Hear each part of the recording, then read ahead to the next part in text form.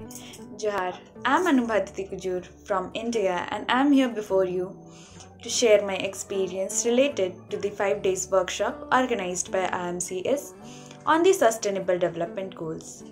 It was a nice experience for me to have a good and healthy discussion with the other participants from different countries.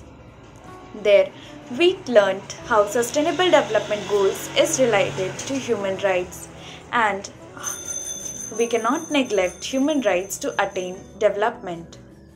We learned how development structure in different countries is bringing problems along with it, and we also discussed about the different solutions related to those problems.